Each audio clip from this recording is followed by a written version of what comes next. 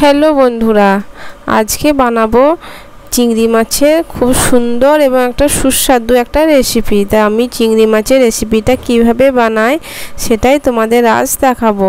তা আমার চিংড়ি মাছের রেসিপিটা বানাতে কি লেগেছে দেখো।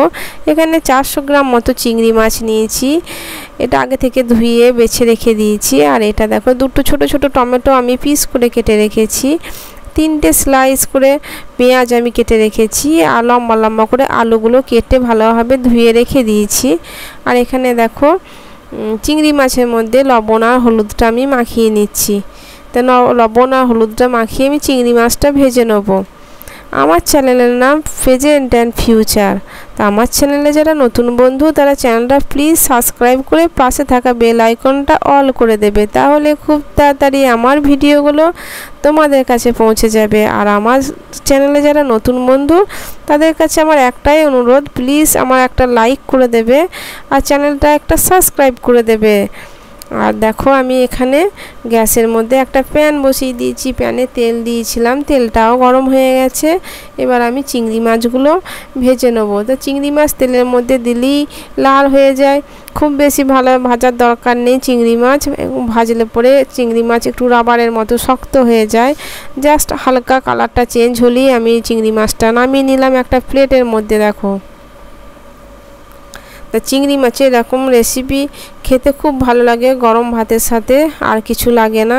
আর খুব সুস্বাদু হয় এই রেসিপিটা, আর খুব সিম্পলভাবে বানানো যায়। ওই তেলের মধ্যে দেখো আমি আলুগুলো দিয়ে দিলাম। তা আলুগুলো একটু বেশ করে লাল লাল করে ভেজে নেব।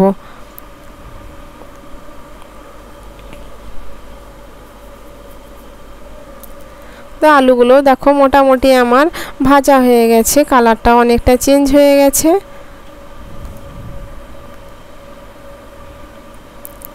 এবার আমি আলুগুলো একটা প্লেটের মধ্যে তুলে নেব।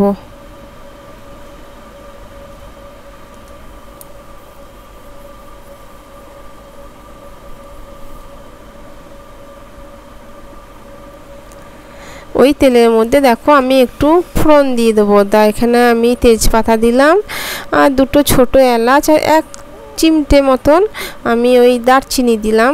তা একটুখানি দিয়েছি দারচিনিটা, দুটো ছোট এলাচ।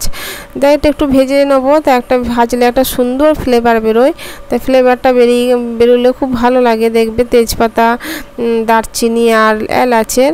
তা দেখো ফোড়নটা ভাজা হয়ে গেছে। এরপর আমি পেঁয়াজটা দিয়ে দিলাম। পেঁয়াজটা দিয়ে আমি বেশ কিছুক্ষণ নাড়াচাড়া করে ভেজে নেবো। আমি কিন্তু আর তেল দিইনি, ওই তেলটার মধ্যেই আমি পেঁয়াজটা ভেজে নিচ্ছি। তা এটা লো টু মিডিয়াম আঁচে রেখে দিয়েছি। তা দেখো বেশ খানিকক্ষণ ধরে এটা আমি পেঁয়াজটা ভেজে নিয়েছি। এই পেঁয়াজটার কালারটাও চেঞ্জ হয়ে গেছে, লাল লাল কালার এসে গেছে। আর এখানে দেখো টমেটোটা আমি দিয়ে দিলাম। তা টমেটোটা একটু বড় বড় পিস করে রেখেছিলাম। তা টমেটোটা নরম করার জন্য আমি একটু 1 চিমটে লবণ দিয়ে দিলাম। লবণটা দিয়ে একটু নাড়াচাড়া করে মিনিট 2-1 মতো আমি এটা চাপা দিয়ে রেখে দেবো, তাহলে আমার টমেটোটা অনেকটা নরম হয়ে যাবে। তা দেখো 2 মিনিট মতো হয়ে গেছে। তা টমেটোটা মোটামুটি আমার অনেকটা নরম হয়ে গেছে। তা খুন্তি দিয়ে চাপ দিলে গলে যাচ্ছে। তো এবার এর মধ্যে আমি একে একে গুঁড়ো মশলাগুলো অ্যাড করে দেবো।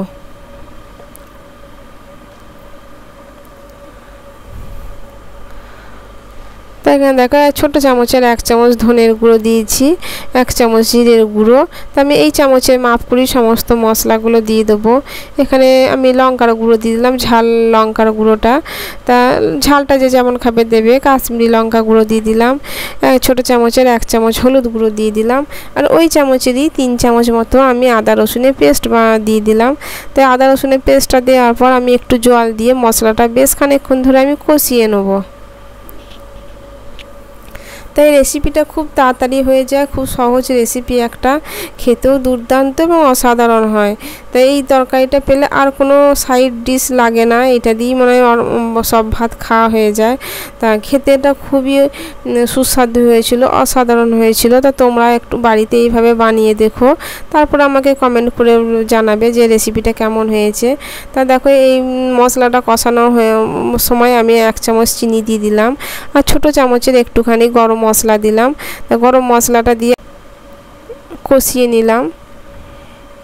তো দেখো এখানে আগে থেকে ভেজে রাখা আলুটা আমি দিলাম, আর আলুটা দিয়ে একটুখানি নাড়াচাড়া করে নেব।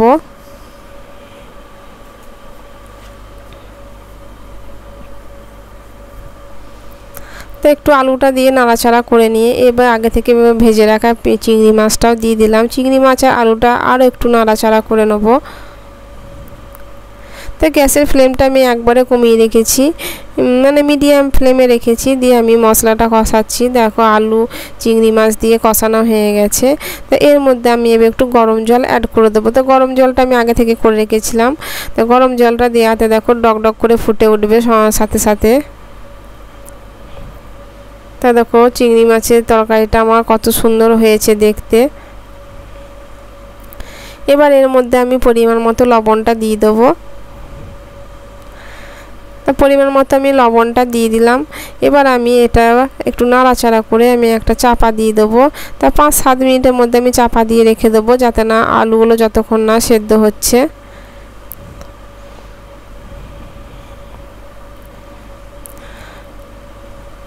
তা 5-7 মিনিট বাদে আমি ফিরে এলাম। তা আমার চিংড়ি মাছের তরকারিটা একেবারে রেডি হয়ে গেছে। দেখো আলুগুলো সেদ্ধ হয়ে গেছে, আর চিংড়ি মাছের তরকারি কালারটাও খুব সুন্দর এসছে।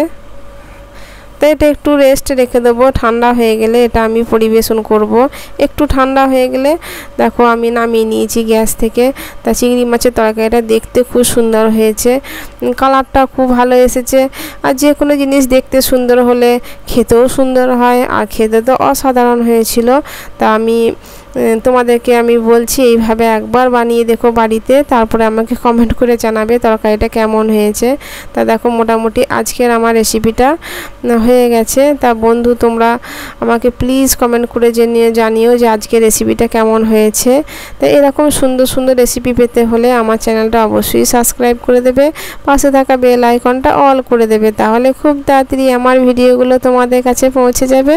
সবাই ভালো থেকো, সুস্থ থেকো, আবার তোমাদের কাছে হাজির হব অন্য কোনো রেসিপি নিয়ে, অন্য কোনোভাবে।